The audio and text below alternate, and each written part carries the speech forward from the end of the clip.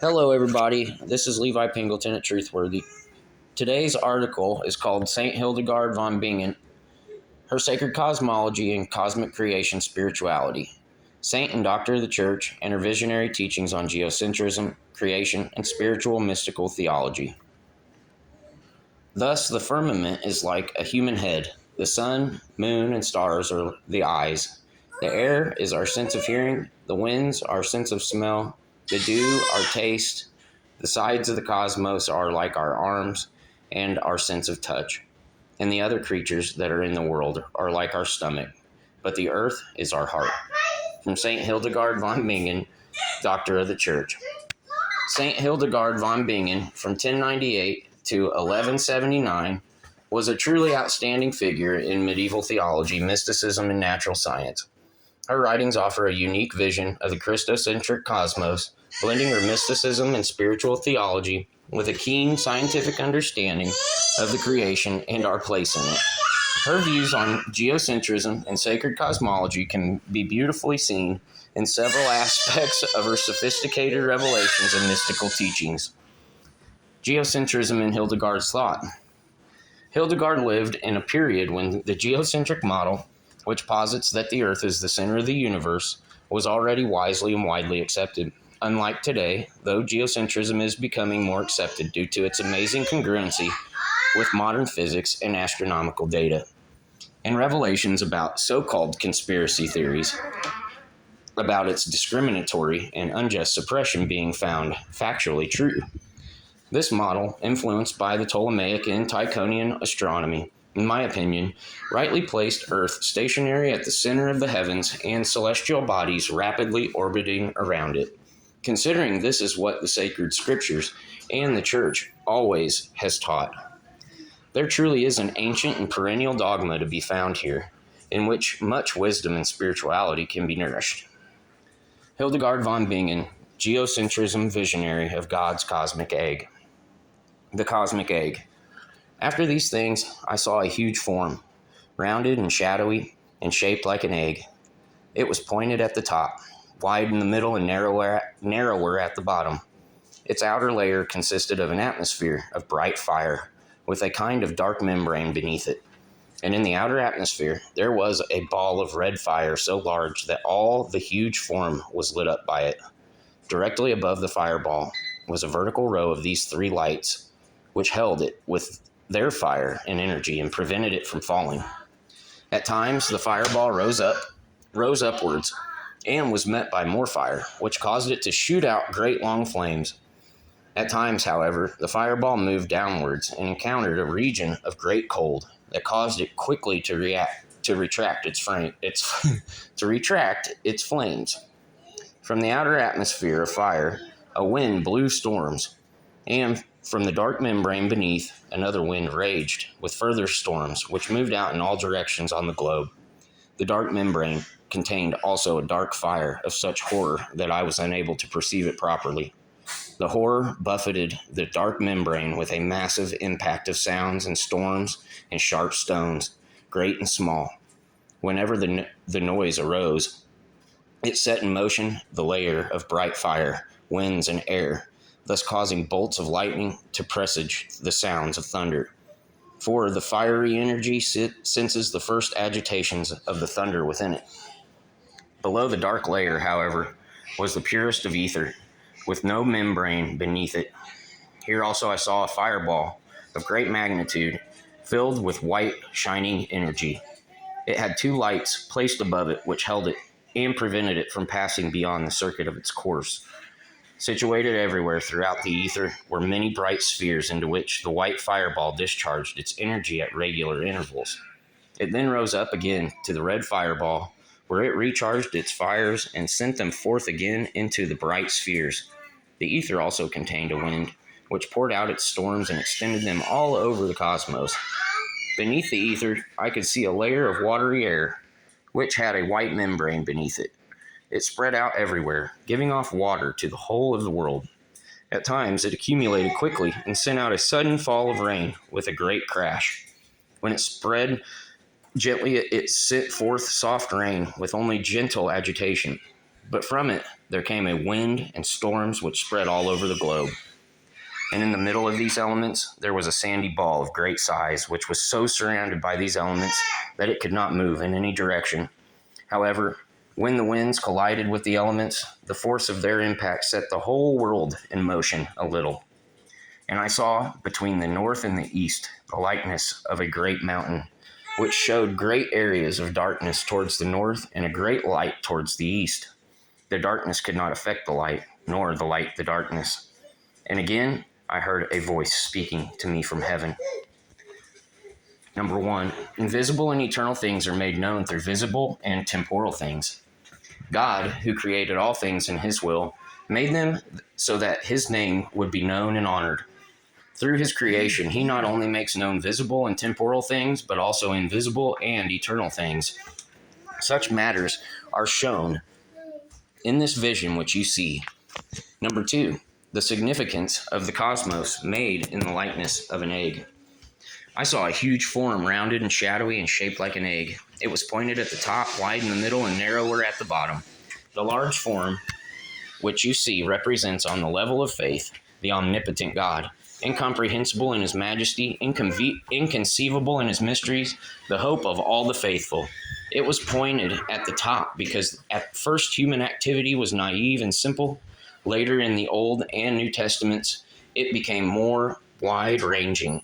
Finally, towards the end of the world, it is to endure the narrow constriction of many troubles. Number 4, the position of the sun and the 3 stars and their significance. And in the outer atmosphere, there was a ball of red fire, so large that all the huge form was lit up by it. With the splendor of his brightness, he shows that in God the Father is his ineffable firstborn Son, the Son of justice, shining with burning love and such glory that all of creation was lit up by the brightness of his light. Directly above the fireball was a vertical row of 3 lights which held it with their fire and energy and prevented it from falling. The function of the 3 lights is to show that when God's Son descended from heaven to earth, leaving the angels above him, he made known the things of heaven to human beings existing in soul and body. By following his light, they glorify him, casting all harmful error from them. They praise him as the true Son of God, who became incarnate of the true maiden when the angel proclaimed him to them, and when the human being, alive in soul and body, received him with faith and joy. 16, the sandy ball of the earth and its significance. And in the middle of these elements there was a sandy ball of great size, which was so surrounded by these elements that it could not move in any direction.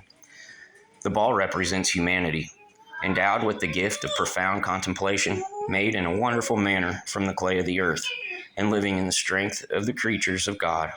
Human beings are so surrounded by the power of God's created things that they cannot be separated from them. The elements of the world are thus created for human beings and render them their service. In the midst of the elements is the human being presiding over them by divine ordinance, as David says, inspired by God. Number 17, the words of David. Thou hast crowned him with glory and honor.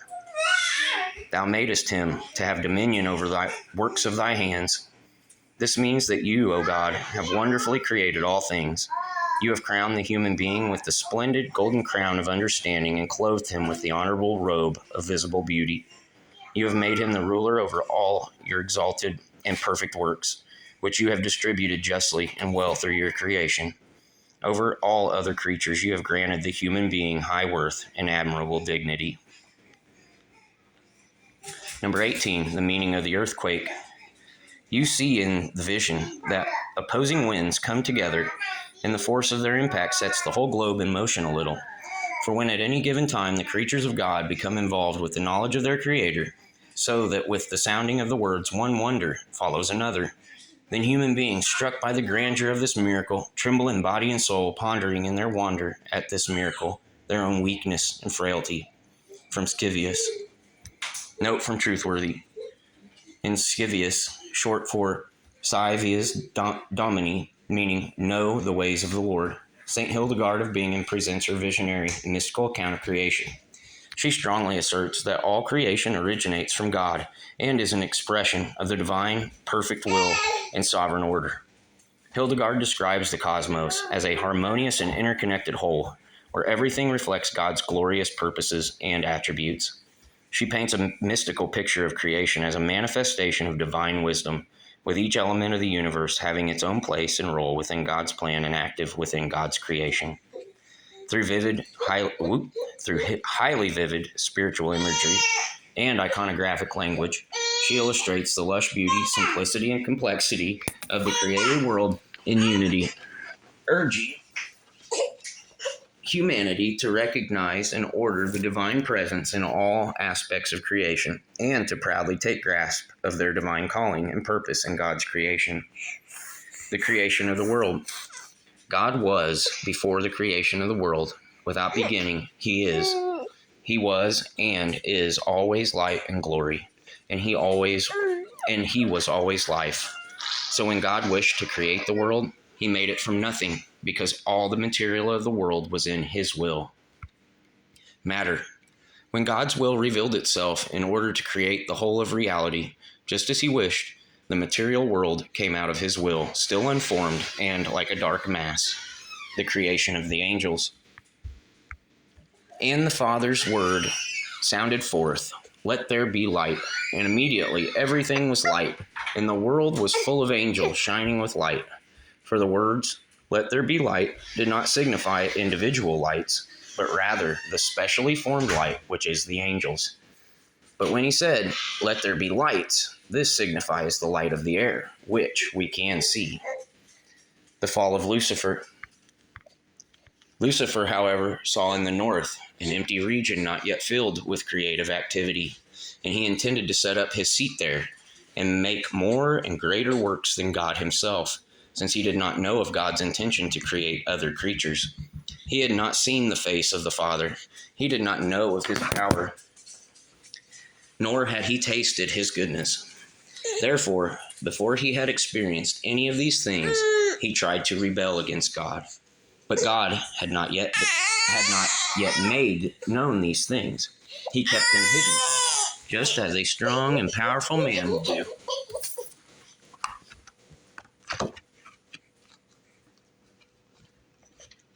When he conceals his strength from the others who do not yet know him, until he sees what they think of him and what actions they intend to begin and carry out. But because Lucifer in his perverse will wished to elevate himself to nothingness, all that he wished to create was indeed nothing, and he fell into it, and could not stand, since he had no ground beneath him. Indeed, he had no height above him, and no depth below him, to prevent him from falling. But now, as he stretched forth to grasp at nothing, the inception of this action of stretching forth produced evil, and the evil caught fire within itself, although without any light or brightness, and inflamed by his envy of God. And it rotated like a wheel, turned only by itself, and showed burning darkness within itself. In this way, good and evil fell apart. Good did not touch evil, nor evil good. But God himself remained whole and perfect like a wheel. He remained the Father in goodness, because his fatherhood is full of goodness. Therefore his fatherhood is very just and fully good, and at once both strong and stable, and seen in this measure, it is conceived as a wheel. Now this wheel is in some place, and there is something inside the wheel. If this wheel had just an outer rim, it would be empty. And if an outsider happened to come and wanted to work there, then he would not be able to, for two craftsmen cannot work at the same time on one single wheel. Human creature, take a careful look at humankind.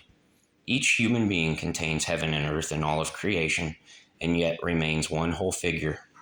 And within every human being, all things lie concealed. On the fatherhood is like this. The circle of the wheel is the fatherhood. The fullness of the wheel is the divinity. All things originate there, and without it, there would be no creator. Lucifer, on the other hand, lacks this wholeness. He is scattered and divided, because he wished to be what he could not be. For when God created the world, he had already determined by his ancient counsel that he would become a man. The creation of the soul.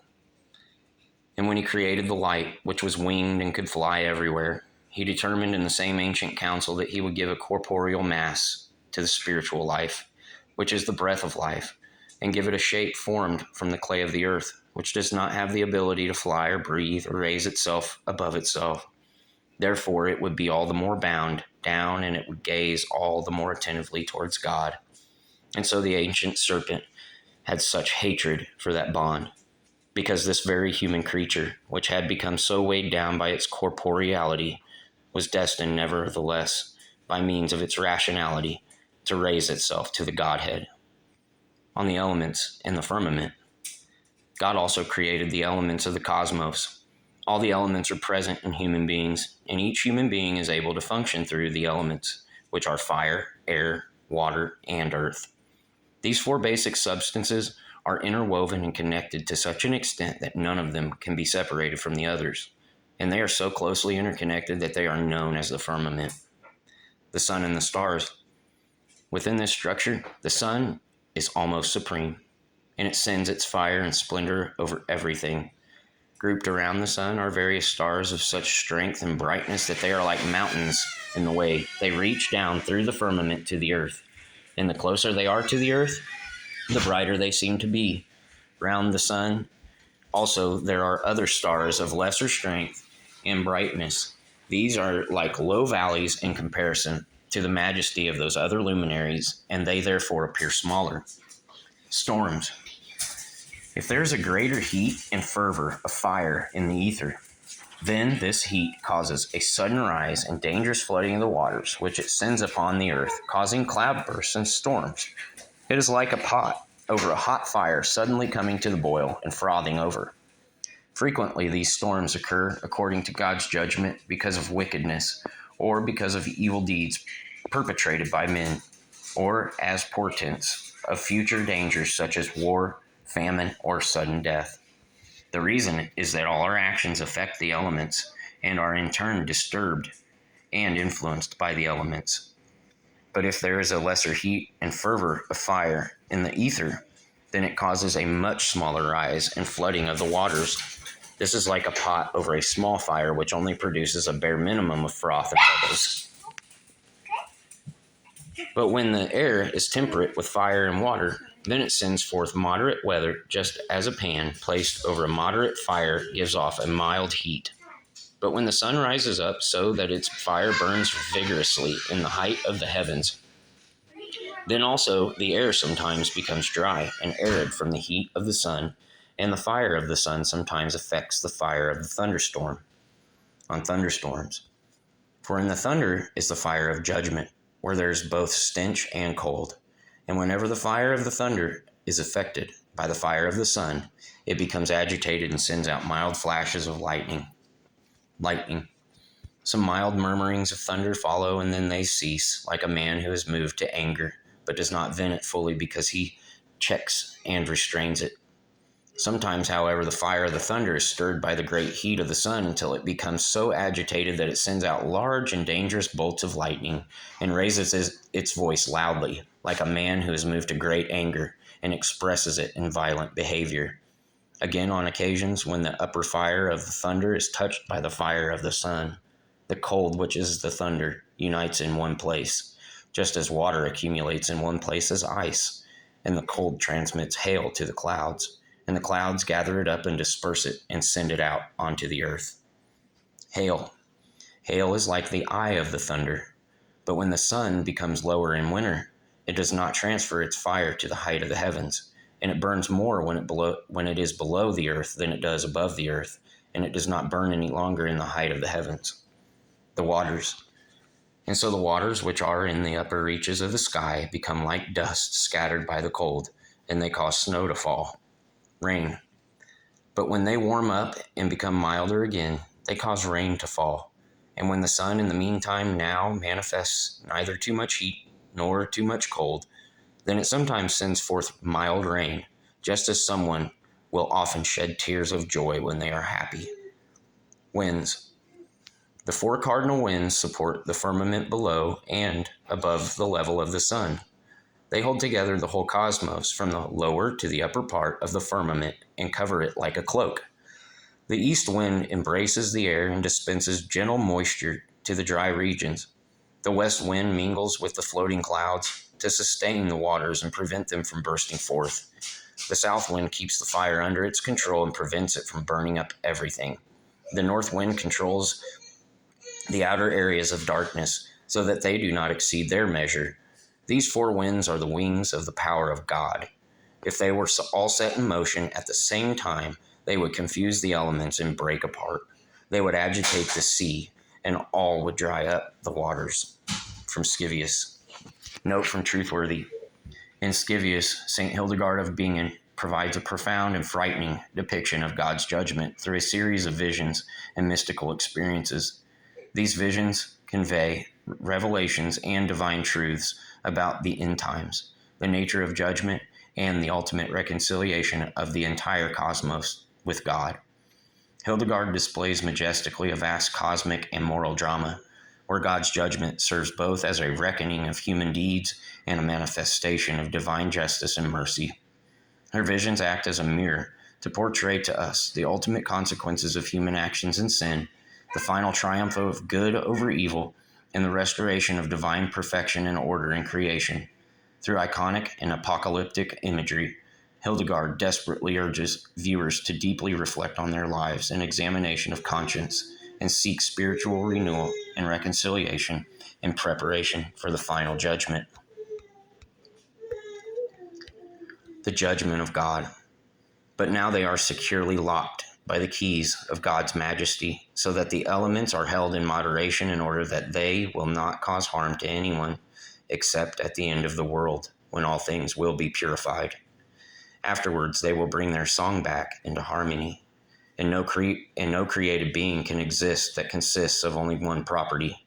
Rather, it must demonstrate at least several such properties. On nothingness. But nothingness has no particular property from which it might derive its existence. It is therefore quite simply nothing. For this reason, as soon as the other creatures voluntarily associate themselves with nothingness, then they lose their own properties and also come to nothing.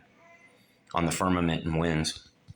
The firmament has fire, sun, moon, stars, and winds.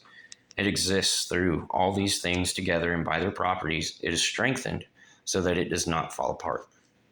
Just as the soul holds the whole of the human body, so also the winds hold together all of the firmament to prevent it from disintegrating. And they are invisible, just as the soul is invisible, emerging from the mystery of God. And like the house that will not stand without cornerstones, so also the firmament, earth, abyss, and the whole world with all its components cannot exist without these winds, because they bring all these things together and hold them together. The whole world would break up and fall apart if these winds did not exist. In the same way, the human body would fall apart if it did not have its bones. The main east wind holds together all the eastern region. The main west winds hold together all the western region. The main south wind holds together all the southern region, and the main north wind holds together all the northern region. The collateral winds.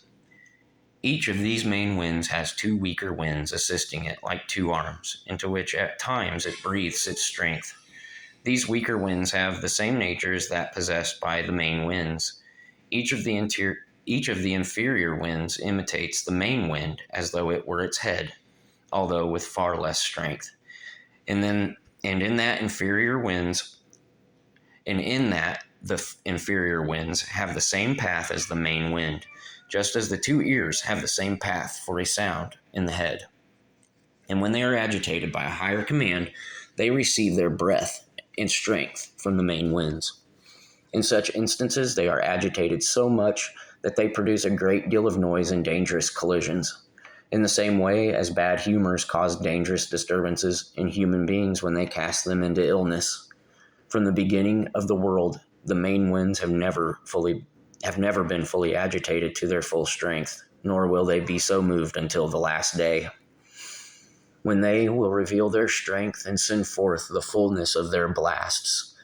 Because of their force and collisions, the clouds will be broken up, and the higher firmaments will be folded up and torn apart, just as the human body is broken and its limbs scattered when the soul is released and departs from its body.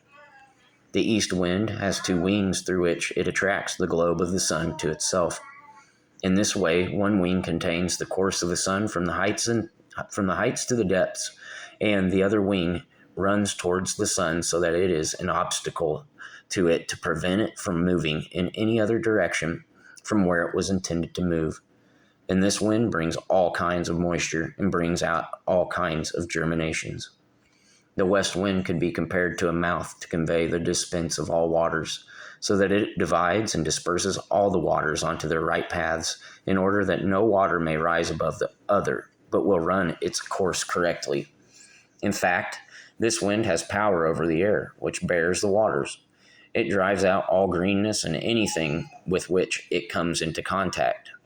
The south wind is like a kind of iron rod, with 3 branches at the top and a sharp point at the bottom. Its strength is like steel, so strong that it can restrain both the firmament and the abyss. For just as steel overcomes and supersedes all other metals, and just as the heart strengthens the human being, so the strength of the wind contains the firmament in the abyss of this region, so that it does not collapse. And at the top it has 3 strengths, like 3 branches, one of which tempers the sun as it rises, another suppresses the sun's heat in the middle of the day, while a third cools the sun's heat as it sets. In this way, it does not exceed its normal function in those regions. It is sharply pointed at the bottom because its strength is also fixed in the abyss, so that the moisture and the cold do not rise up beyond all moderation. The same wind brings all growing things to maturity. It causes the ripening of the leaves in the trees and the grass, the crops, the apples, and all the other fruits of the earth. The north wind is like 4 pillars which hold together all the firmament and all the abyss. When it removes its pillars on the last day, when the firmament will fold up on itself and fall into the abyss, these 4 pillars contain the 4 elements which are closely connected, confined, and as it were supported by the pillars so that they do not fall. When on the last day this wind moves the 4 pillars by its strength, then the firmament will be folded like a book. And this wind is cold and bears the cold with it. Using its cold, it constrains all things, and at the same time holds them together so that they do not fall apart. The sun, as was said before, is positioned at the highest point, and so to speak in the middle of the firmament, and it is fiery and airy. It holds with its fire every support and foundation of the firmament, along with the air, the luminaries, the stars, and clouds, to prevent them from falling and dispersing. The sun also strengthens the ether. When the sun stands at the height of the firmament, fire and energy run to it and act as its servants. The sun strengthens all the firmament and scatters its brightness over the whole of the earth, causing it to bring forth green vigor of fruitfulness. During this period, the days are long because the sun is running its course at the height of the firmament, and it is summer. But when the sun drops closer to the earth, the cold of the earth runs to it from the water and causes all green things to dry up. And because the sun has dropped closer to the earth, the days are shorter, and it is winter. Also, the sun's heat is greater in winter below the earth than it is above it. And if the cold were as great below as above, or if in summer the heat were the same below the earth as above, then the earth would break apart from immoderation. When winter is approaching, the tempests rise from the water and darken the light of the sun. The days will therefore be darker. But when summer is approaching, the storms fall below the earth, so that the days are often beautiful and bright because summer is here. The sun is whole and full in its orbit and does not fade, and it sends its light to the moon when it moves toward it, just as a man sends his seed into a woman. The moon. The moon is made of fire and thin air. It is situated in the air and has its habitat there, and the air is strengthened by the moon. After it has waned, the moon passes beneath the sun, from which a sphere is extended, and attracts the moon closer to it, like a lodestone attracting iron to it. The sun then kindles the fire in the moon, although the other planets and stars and the air and other heavenly bodies surrounding the moon burn towards it and contribute to the process of ignition. of ignition. After it has been lit, the moon gradually waxes to its fullness like firewood or a burning house, gradually catching fire until all of it is in flames. In the meantime, as the moon waxes to fullness, the sun strengthens the higher parts of the firmament, never ceasing from its task. The sun precedes and accompanies the day because the higher firmament is bright, while the moon precedes and accompanies the night because the earth is dark. After the moon is full, so that it becomes like a pregnant woman, it sends forth its light and passes it on to the stars. In this way, the stars are made brighter. Dew. Then also, from the same heat, the stars heat the air and the air and strengthen it, and the warm air gives off its moisture as dew, sends it on to the earth, and so makes it fertile. And so the earth is watered and produces fruits. For while the moon is emptying itself and so passing its light to the stars, and while it is waxing to fullness, when kindled by the sun, the stars gradually send out their light and warmth, which they have received from the moon, into the air in order to warm it and strengthen it. The air exudes its moisture onto the earth in order to make it fertile, so that when the moon is full again, the stars are again empty and ready to receive new light and heat from it. When the moon wanes, the stars are full in order to strengthen the air and the earth, and the stars wane so that the moon will again be full. The purification by the airs. But when the stars appear at night, then burning spheres and projectiles are sometimes seen flying in the air.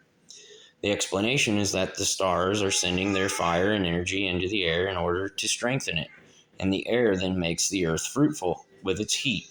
Therefore, also the air is often seen purging itself with the fire and heat of the stars so that its impurities fall from it like dregs.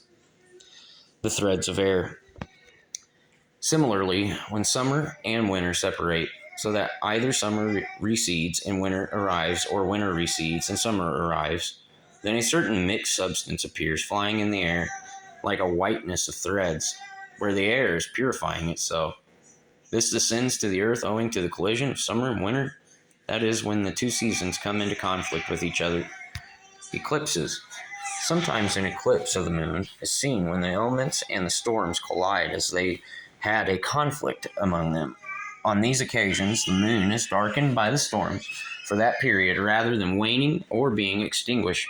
But the force of the moon is such that it can overcome these storms and send out its splendor again, because the force of the moon is greater than the force of these storms. The 5 planets. There are also 5 planets which have their light from the fire and from the ether. They are the support and the strength of the firmament. They have their orbits and heights and depths of the firmament where the sun's rays do not reach and where its splendor is hardly shown. Wherever they are situated and wherever they move to, they also serve the sun in its orbit, restraining the sun's speed and causing its fire to diminish in such a way that because of the planets, the sun does not send out such burning heat as it would do if they did not restrain it. And just as the 5 senses of the human body hold it together and are its ornaments, so also the 5 planets contain the sun and are its beauty. The retarding of the firmament. The firmament revolves at great speed, and the sun with the other planets moves a little more slowly in the opposite direction and thus restrains its speed, because if the sun did not restrain it and slow it down, or if the sun with the other planets moved in the opposite direction to the firmament at the same time as it actually revolves, then all things would be thrown into disorder, and the whole of the firmament would collapse. If the firmament were motionless and did not turn, then the sun would have to stay above the earth for almost the whole of the summer without its becoming day, or without its becoming night, and stay below the earth for almost the whole of the winter without its becoming day. But the winter without its becoming day, but the firmament turns in such a manner that while it moves in opposition to the sun, and the sun in opposition to it, it is rapidly thickened and strengthened by the heat of the sun. For the sun moves through the whole of the firmament and pervades and penetrates it with its fire. Before the fall of Adam, the firmament was motionless and did not turn, but after his fall, it began to move and revolve. However, after the last day, it will stay motionless, just as it was at the first creation before Adam. Now, however, it revolves for a reason, so that it is confirmed and strengthened by the sun, moon, and stars. For if it stood still, it would quickly soften, turn liquid, and flow away in all directions. Also, because it revolves gradually, it is able to purify the elements, and this purification is what we see as black clouds bearing water, just as water placed in a pot over a fire and brought to the boil throws up its froth and bubbles, and so has a cleaning effect. The music of the firmament. In its revolving, the firmament emits marvelous sounds, which we nevertheless cannot hear because of its great height and expanse. Likewise, a mill wheel or cartwheel gives off sounds when it turns, but the firmament is at such a height and expanse above the earth, so that it does not destroy the people and animals upon the earth. Therefore, it is far enough away, for if it were any near to humans and animals, if it were any nearer, the humans and animals would perish by the fire and winds and by the water and the clouds. As body and soul are one and support each other, in the same way, the planets with the firmament confirm each other and strengthen each other. And like the soul that enlivens and strengthens the body, the sun, with the moon and the other stars, warms and strengthens the firmament with its fire. Thus, the firmament is like a human head. The sun, moon, and stars are the eyes. The air is our sense of hearing. The winds, our sense of smell. The dew, our taste. The sides of the cosmos are like our arms and our sense of touch. And the other creatures are in the world are like our stomach. But the earth is our heart.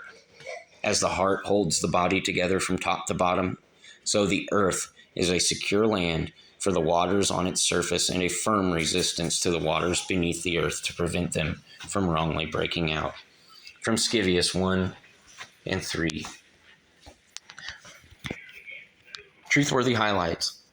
Hildegard's cosmology integrated geocentrism into a Christian framework, just as most of the fathers, doctors, and classical theologians. She saw the earth as a central and sacred part of God's creation, a reflection of his perfect divine order, and a sacred cosmological hierarchy. This model was consistent with the Church's perennial theological belief that humans residing on earth were at the center of God's focus. This aspect was essential, among others, in the golden chain of congruency and the genius of Catholic dogmatic and mystical theology. The dogmas all support and exist within one another, meaning that if one aspect were to be lost, it'd damage or deface them all. Sacred cosmological hierarchy. In her visions, obviously the cosmos doesn't just consist of the physical realm, but also the spiritual and metaphysical ones as well. She described a sacred hierarchical structure where the earth, while central, is part of a greater divine order. This hierarchy reflects the divine order in the celestial and spiritual realms' influences and interactions over the terrestrial and corporeal levels. Hildegard's mystical, artistic, and scientific sacred cosmology is deeply intertwined with her personal spiritual experiences and theological genius. Her intense, deep understanding of the cosmos reflects the reality of the supernatural vision she received by the angelic light of revelation about the divine structure of intelligent design of creation. Hildegard believed that the entire cosmos was created by God and that every part of it had a uniquely central and special divine purpose. Her writings, such as in her major works, Scivias, Liber Vitae Meritorum, and Liber Divinorum Operum, frequently explore the interconnectedness of the divine and his created cosmos. She recorded meticulously, frequently depicting the cosmos in terms of iconographic and Christocentric styles. For instance, she frequently used imagery of light, fire, and celestial spheres to depict divine attributes and the hierarchical structure of creation. Human health and ecology. Hildegard's views on cosmology also penetrated deeply into her ideas about medicine and human health, physically and spiritually. She believed that health was intricately and intimately connected to the harmony, unity, and peace of the cosmos, unity and diversity by the Most Holy Trinity. Lasting contributions. Hildegard's cosmological views have positively influenced later and modern thinkers, including myself, especially her wise counsel on how the divine and corporeal relate, interact, influence, and affect one another. While the geocentric model would eventually be challenged, her emphasis on the divine order of creation remains perennially influential. And now her geocentrism has a reignited interest and relevance due to its viability and plausibility in modern scientific data and physics through the neo-Tychonic model of the cosmos, general relativity theory, and Machian physics. Her lasting contributions in science, health, and sacred art are also most certainly lasting contributions, as well as her genius in theological expression and insights, especially after being named a Doctor of the Church by Pope Benedict XVI. Hildegard's mystical insights into the cosmos and the interaction between the spiritual and nature helped to shape medieval Christian thought, and is helping us even now to understand the concept that understanding and interacting with the natural world leads to a deeper relationship with Christ and much deeper intimacy with God. To close, St. Hildegard von Bingen's teachings on geocentrism, metaphysics, health, natural sciences, and sacred cosmology reflect a profound correlation and integration of her incredible mystical experiences with metaphysical and scientific understanding. Her views powerfully illustrate with divine intricacy the Earth's uniquely central, special, and purposeful place in the divine order of sacred cosmological hierarchy, interconnectedness of the created cosmos, and the reflection of divine order in the natural world, especially through the purpose and plan of human beings in Christ's divine drama in the theater of the cosmos. This is Levi Pingleton at Truthworthy. Thanks for reading with me, and you guys have a blessed day. Peace.